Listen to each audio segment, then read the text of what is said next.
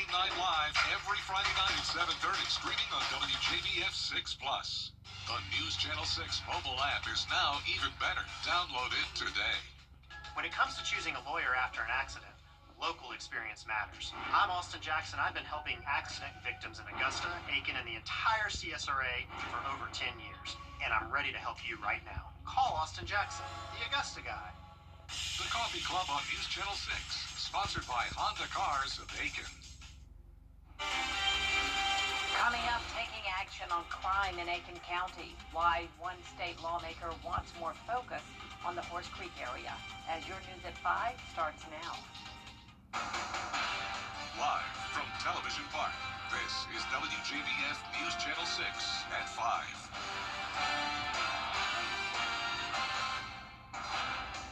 Good evening, everyone. I'm Jenny Montgomery. Thanks so much for joining us.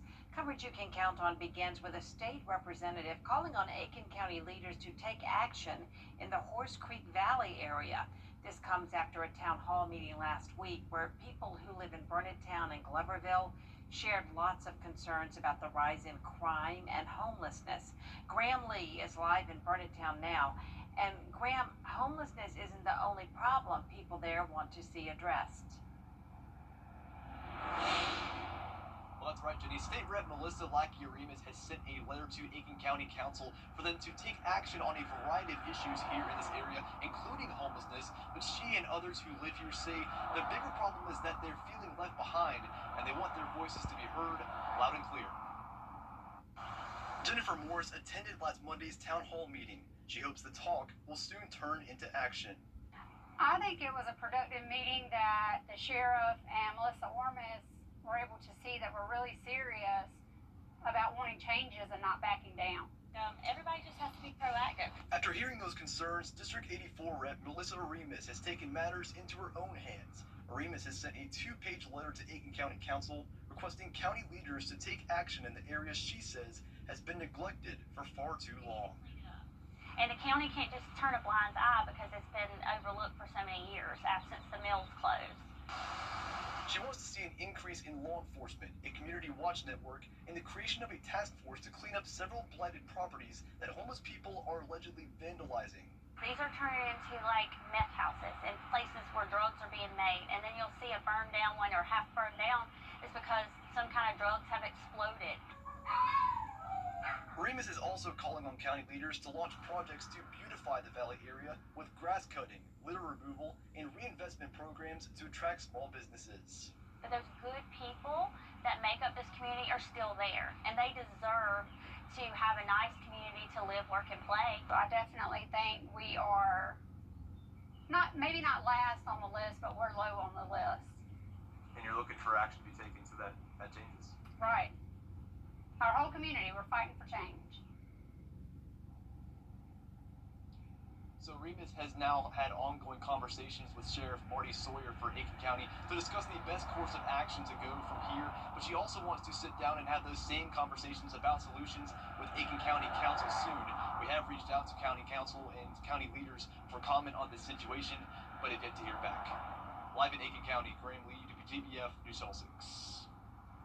It's time now for our first check of the weather. For that, let's turn to our chief meteorologist, Jenna Petracci. Well, it's a beautiful Tuesday, Jenny. We have lots of sunshine, just pleasant October weather overall this week. And you can see on our Terry Lambert Hyundai Skyview cam, there's not a cloud out there, just light winds coming out of the north, and conditions are about a couple degrees warmer than they were yesterday. 6 degrees warmer in Washington, Crawfordville, and Sparta in our western counties, and that's putting us in the upper 70s to low 80s. 84 in Louisville and Millen, nice and warm. 82 in Sylvania. Allendale, you're at 79 degrees. 82 in Gibson, and 81 in Edgefield. You can see those dew points are low today, some places even in the upper 40s, so this dry air is moving in with, once again, winds coming out of the north. We're seeing sustained winds up to 11 miles per hour now in Aiken, 10 in Augusta, with wind gusts up to around 15 miles per hour. Now, you can see on satellite and radar that we have this low pressure system moving out to sea. That's what brought us some rain along the coast over the weekend, but now high pressure is building in, and it's going to be a beautiful rest of the week. So if you're headed to the Western Carolina State Fair this evening, it's going to stay clear, with temperatures getting down into the middle 60s by 10 p.m.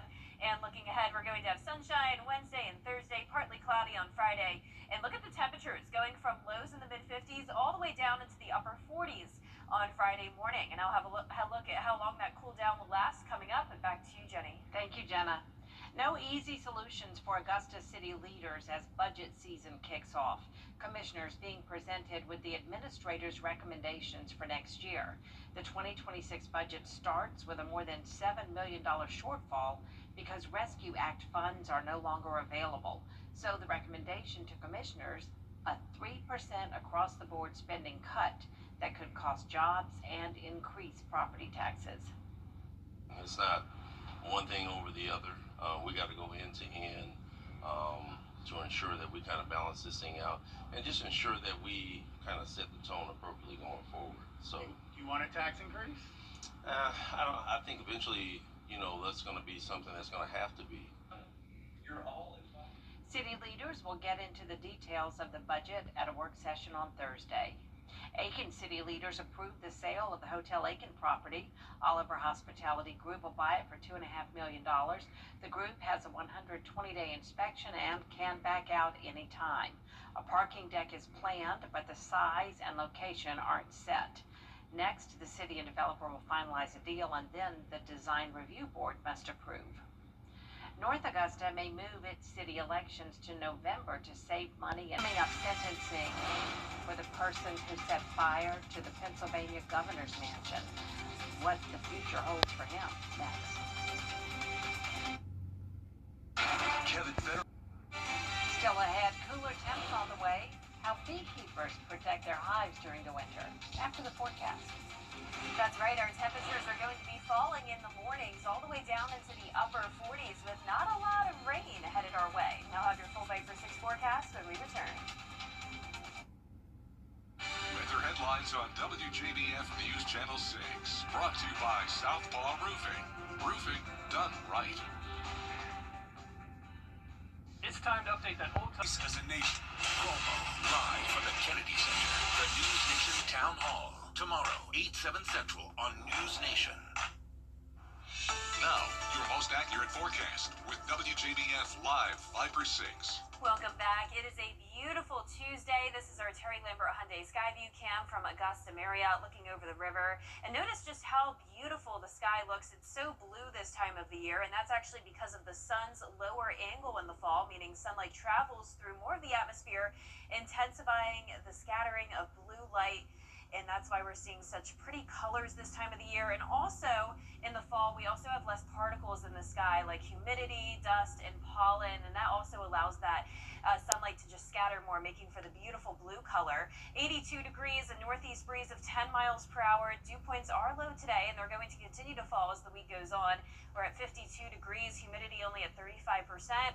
And around the CSRA, we're seeing anywhere from around 78 degrees in Bamberg to 82 in Washington, 83 in Wrightsville. Aiken, you're at 80, 81 in Edgefield, and 82 in Lincolnton.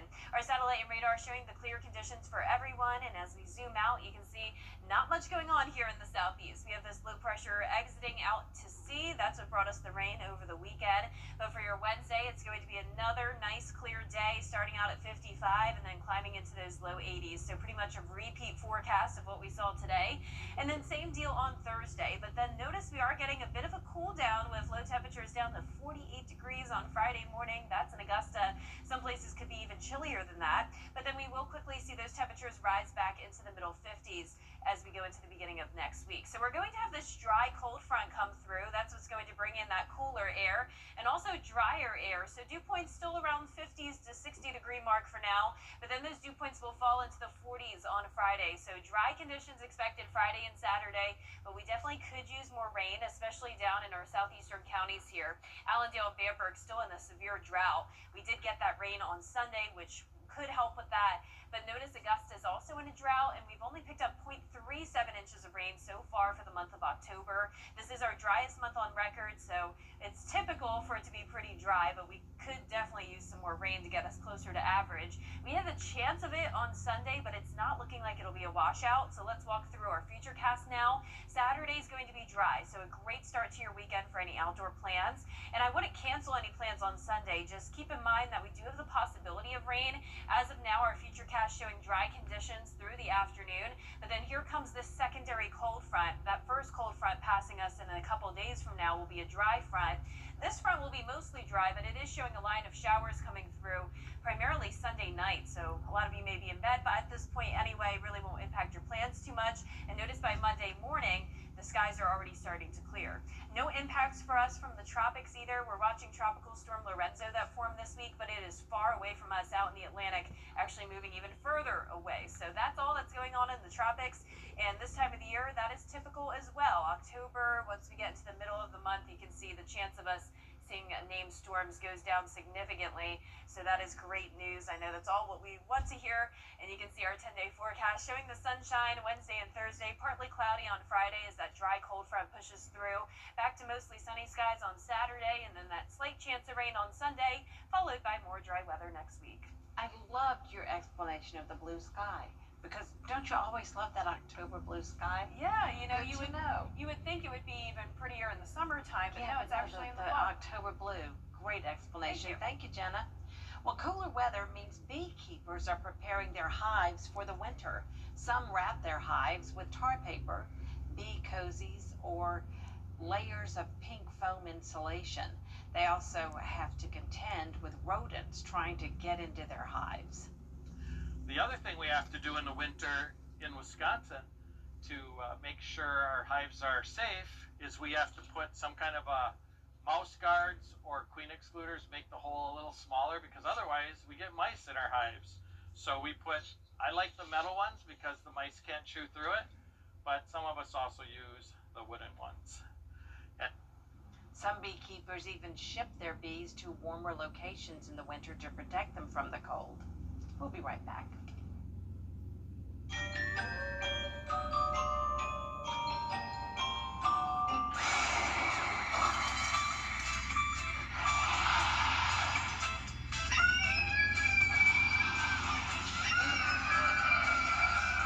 There you are. Oh, Mom. Congratulations, you're approved. Great, thank you. So where were you guys? You don't want to know. I still can't believe she's. Just call 800-537-1332. 800-537-1332. 800-537-1332. Visitors to the gorilla exhibit at the San Diego Zoo got a scare this weekend when one of the gorillas broke the glass separating him from people. The panel has 3 layers for safety. No one was hurt. Apparently things got tense between 2 gorillas when it happened. Zoo officials say both gorillas will be cared for behind the scenes until the panel has been replaced. And that's it for this half hour, but there is more coming up at 5:30. Including the government shutdown stretching on. No talks are planned to get it back open. A look at how the effects of the shutdown are being felt across the country next. What's with all the goats? Goat. George's outstanding attorney team. After you've been injured in a car crash, call George C. Injury Lawyers and get the GOAT on your side. Hurt? Call all nines now. Coleman Services knows when you're